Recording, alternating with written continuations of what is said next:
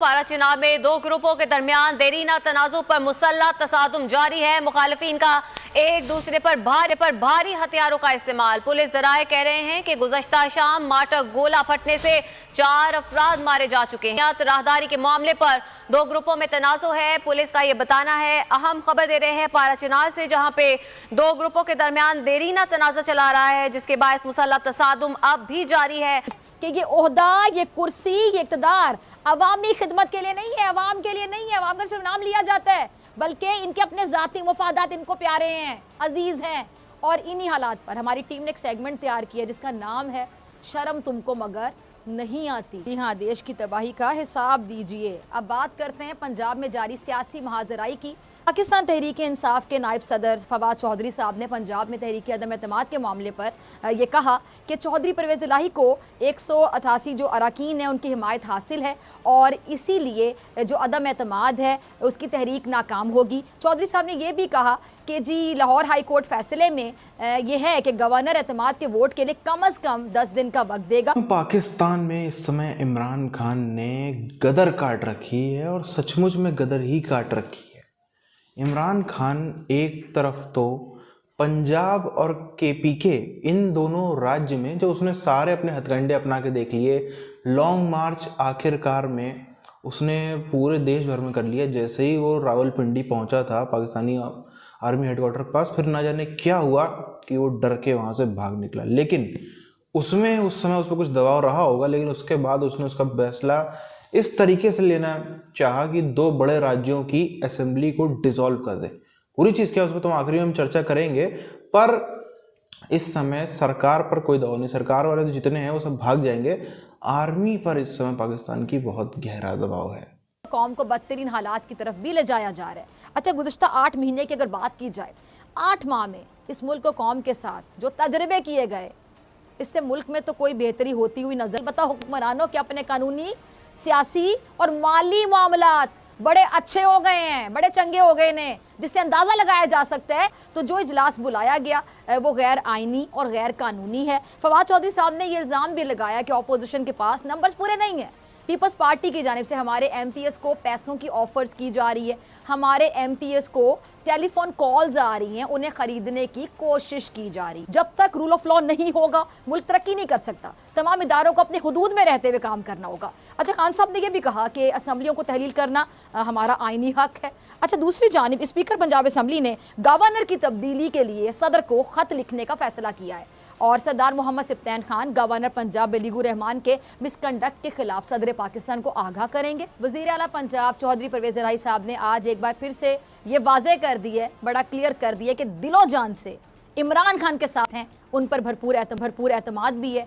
अच्छा, चौधरी साहब ने मौजूदा सूरत हाल के पेश नज़र अहम फैसलों के लिए पंजाब काबीना का इजलास तलब किया, जिसमें अहम फैसलों की मंजूरी दी जाएगी। अब इस तकनीकी और कानूनी उलझाव में पंजाब असम्बली 23 दिसंबर को तहलील नहीं होगी और पीटीआई पंजाब असम्बली को तहलील किए बगैर केपी असम्बली भी तहलील नहीं करेगी। इस पूरे मामले पर चेयरमैन पाकिस्तान तहरीक इंसाफ इमरान खान साहब ने ज़मान पाक में वकला से गुफ्तगू की और उन्होंने कहा कि गवर्नर पंजाब का इकदाम गैर कानूनी है, तमाम इदारों को अपनी हद में रहते हुए काम करना होगा। जी, गैबी हाथ एक मरतबा फिर हरकत में आया है और वही हुआ है जो इससे पहले भी कई बार आप होते हुए देख चुके हैं। एमक्यूएम के तमाम फ्रैक्शंस को उनकी दबाई गई तमाम पिछली फाइल्स याद दिला दी गई हैं। उनके मिजाज जो अर्श मौला पे थे अब वो ग्राउंड पे आ गए हैं और वो बचे कुचे धड़े जो अल्ताफ़ हुसैन के बाद अपने बचाव की या इज्जत बचाओ मुहिम पर थे, वो कोशिशें कर रहे थे। देखें, इसके ऊपर 2 पॉइंट्स हैं। एक तो ज़ाहिर है अदम एतमाद वाला मामला है कि तहरीक अदम एतमाद जमा हो सकती है, नहीं हो सकती जब सेशन चल रहा है, और दूसरा है कि गवर्नर एतमाद का वोट लेने का कह सकता है या नहीं कह सकता। इस हवाले से 2 कानूनी माहिरीन जो हामिद खान साहब हैं और सलमान अकरम राजा साहब हैं, उन दोनों का मौक़िफ़ ये है कि अगर एक सेशन चल रहा हो तो उस सेशन के दौरान गवर्नर जो है वो एतमाद का वोट लेने का नहीं कह सकते। आपके तवज्जुह से नाजरीन तक भी मैं पहुंचाना चाहता हूँ, इस वक्त जो बुरहान गैस के सेक्टर में है, गर्दशी कर्जा जो इस इम्पोर्टेड हुकूमत ने बढ़ाया है, और गैस जिस तरह आप अभी बता भी रही थी प्रोग्राम से पहले कि टेम्परेचर ड्रॉप हो रहा है, लाहौर में सर्दी हो रही है, ये मजीद अभी बर्फबारी होती है तो गैस का प्रेशर हुकूमत वक्त ने तो कहा है कि 3 बार दिन में मिला करेगी। और तकलीफ इस बात की है कि आइन को रौंदते जाते हैं और इनको कोई पूछने वाला नहीं है। अदालतों में ये समझते हैं जी। उनके लिए कोई बहुत आसानियां हैं, लेकिन इस दफा नहीं इतना आसान काम होगा। इस दफा वोकला बरादरी इनका डट कर मुकाबला करेगी। पहली बात तो बड़ी वाज़ेह तौर पर है कि ठीक। आईने पाकिस्तान 1973 का मैं एक दफा पहले भी आपके यहाँ जिक्र किया था। यहाँ पे उन्होंने 19 तारीख को कहा कि आप 21 की शाम को एतमाद का वोट लें, और इसमें अभी 3 ऐसे नुकात हैं जिसके ऊपर मामला अदालत में जाएगा। पहला ये कि गवर्नर ने जिन अखबारी खबरों की बुनियाद पर, जिन टीवी टिकट की बुनियाद पर, जिन ट्वीट बुनियाद पर अपना माइंड बनाया कि सीएम जो है उनके पास अब एतमाद नहीं रहा है ईवान का, अब वो एक साथ बैठने के लिए राजी हो चुके हैं। इस हवाले से कल के अखबार में तस्वीर शाया हुई थी। मुस्तफ़ा कमाल और अनीस कायम खानी साहब जो हैं वो दोनों गवर्नर हाउस में जा कर के और कामरान टिसोरी साहब के साथ बैठे हुए थे। ये है वो तस्वीर जो इंतहाई गैर मामूली है, इसलिए कि मैं जानता गवर्नर बन जाने के बाद भी कामरान टिसोरी साहब की शख्सियत में कोई इतना इम्प्रेसिव फीचर ऐड तो नहीं हुआ, लेकिन बहरहाल जब हुक्म हो सरकारी तो फिर वही पकती है तरकारी जिसके लिए फरमाइश की जाती है और नतीजा हस्बे मंशा है। कल के बेगाने एक बार फिर दोबारा जिसको कहते हैं गले मिलने के लिए तैयार हैं। इसके बाद फिर फारूक सत्तार साहब भी आए, फारूक सत्तार से मुलाकात हुई, खालिद मकबूल से मुलाकात हुई। आप शायद या हम भूल गए हैं कि इनके बारे में लफ्ज इस्तेमाल हुए हैं गॉड फादर और सिजिलियन माफिया। पाकिस्तान में आईने पाकिस्तान 1973 है, लेकिन इनके लिए गंडा सोटा डंडा ये इनके लिए आईने पाकिस्तान की एक शक्ल रखता है। कामरान टिसोरी से मिलने के लिए मुस्तफ़ा कमाल और अनीस कायम खानी जाना पसंद नहीं करते।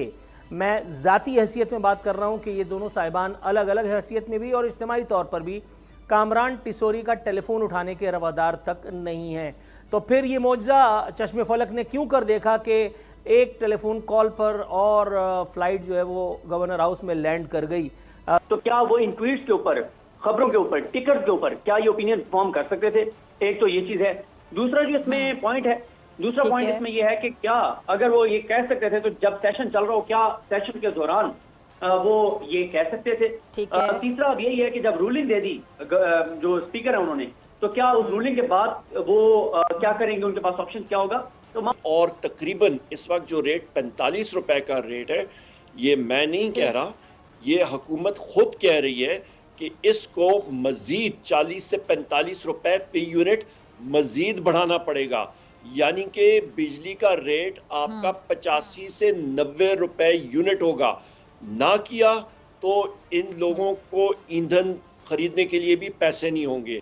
हाँ, उसी तरह अब तहरीके एतमाद में अगर कोई लोग वोट डालने नहीं आएंगे, जरा समझिएगा इसका फायदा क्या लेना चाहते। इस समय पाकिस्तान में कितनी बड़ी इंस्टेबिलिटी आ जाएगी। पाकिस्तान के पास इतना पैसा नहीं है कि जो कराची पोर्ट पे पड़े हुए हैं कंटेनर दर कंटेनर दर कंटेनर, उनको पैसा चुका करके खरीद लिया जाए।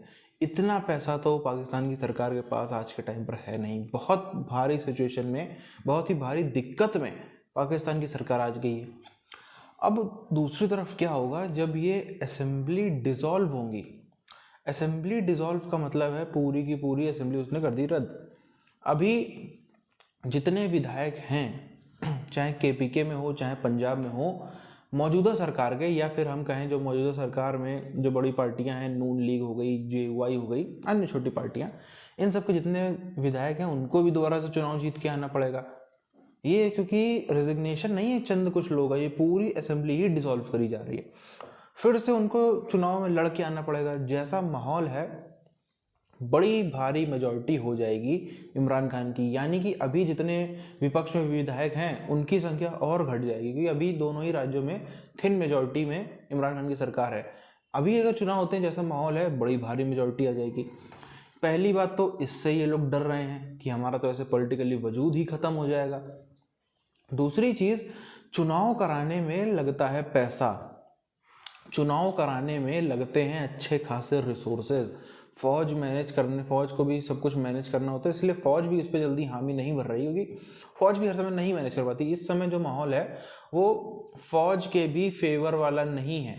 जब से इमरान खान ने अपना मैसेज देने में सफल हो गया, इमरान खान का मैसेज नीचे तक पहुंच गया है, जनता एकदम जो गरीब से गरीब भी आदमी जो गांव देहात में रहता है, फ़ोन भी नहीं चलाता, उसके तक भी ये मैसेज पहुंच गया है आज की आपकी जो फौज है उसने ही आपकी ज़िंदगी में सारा नरक मचा रखा है। जितनी आपकी ज़िंदगी में समस्याएं हैं सब फौज की वजह से। आप यहाँ पर पहले झोपड़ी में थे, आपके बाप दादा भी झोपड़ी में मर गए, आप भी झोपड़ी में हो। इनको फौजियों को देखो, कितने इनके विदेश में हमारा अपार्टमेंट बन गए, फ्लैट बन गए, शोरूम बन गए, शॉपिंग मॉल बन गए, आइलैंड के आइलैंड खरीद रहे हैं, प्राइवेट जेट खरीद रहे हैं। आप कहाँ हो? आप वहीं पड़े रह गए। ये वो चीज़ें हैं जो इंकलाब लाती हैं। अब सब हो गया जी पाकिस्तानी फौज के खिलाफ। हिम्मत नहीं है किसी में, हिम्मत नहीं है कि उनके सामने चले जाएं, क्योंकि वहाँ पे निपटा दिए जाएंगे, सीधे तुरंत जेल में डाल दिए जाएंगे, बड़ी भीड़ होगी तो गोलीबारी हो सकती है। तो हिम्मत नहीं है अभी पब्लिक के पास, लेकिन मन में ये है, उन्होंने मान लिया कि हाँ इमरान खान हमारा हीरो है, मसीहा है और ये दुष्ट लोग हैं। अब ये झगड़ा जिस तरफ ले जा रहा है पाकिस्तान को, वहाँ कोई और नहीं ले जा सकता था। भारत को सीरियसली कम से कम 50 साल मेहनत करनी पड़ती, तब शायद ऐसी सिचुएशन बन पाती जैसी आज पाकिस्तान में खुद ब खुद बन गई है, ऑटोमेटिक मोड पे। कुछ करने की जरूरत है इसमें, तो भारत में इतने रॉ में हमारे बड़े अधिकारी हैं, चाहे तो छुट्टी पे भी जा सकते हैं, क्योंकि यहाँ पे ऑटोमेटिक मोड पे पाकिस्तान का खात्मा होता ही चला जा रहा है।